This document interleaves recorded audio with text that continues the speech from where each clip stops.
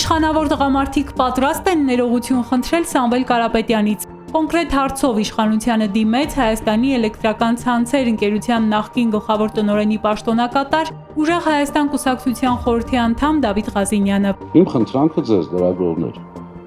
խնդրում եմ ուղղակի հարցնեք, տղամարդավարի պատրաստ եք ներողություն խնդրել Սամվել Կարապետյանից։ Սուտ մեկը մյուսի հետևից, բոլորը չապացուցված ու չհիմնավորված։ Դավիթ Ղազինյանն ու փաստաբան Արամ Օրբելյանը լրագրողներին ներկայացրին դատական նիստի մանրամասներն ու արձանագրումները։ Այսպես, հեծի հարցում հանձնում ընդունում չի եղել։ Հաջորդ սուտը, որը վերաբերում է հավելագրումներին, երբ իշխանությունը հայտարարեց, թե հեծը 3 միլիոն մարդու գրպան է մտել։ Դատարանը ասաց, որ սուտ է խոսում։ Դատարանը իր որոշումով ասեց,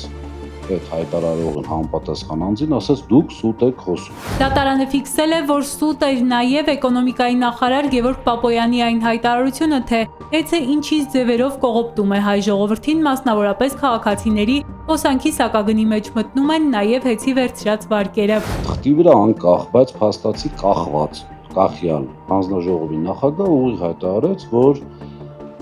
այդ վարկերի տոկոսները չեն մտնում սակագնի մեջ, այսինքն ինչքան ուզում է վարկ ունենա հեծը, տոկոսները սպասարկում է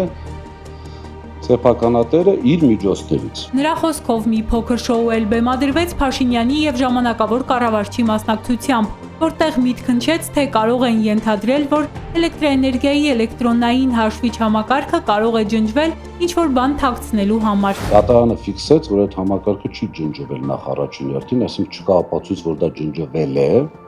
նախ դիտավորությունը բացառում է, եւ երկրորդը չի ուսումնասիրել ընդհանրապես արդյոք ջնջվել է կամ արդյոք վերականգնման ենթակա է թե ոչ։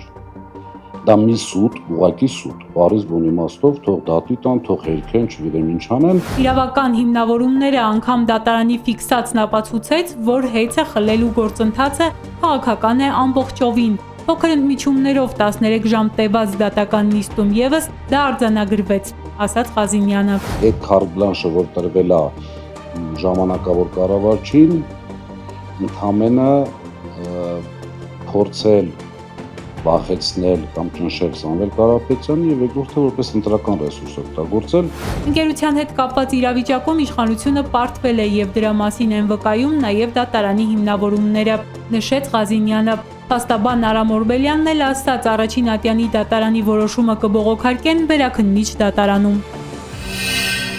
Բաժանորդագրվեք Արմատ մեդիայի ալիքներին YouTube-ում, Facebook-ում, Instagram-ում եւ Telegram-ում։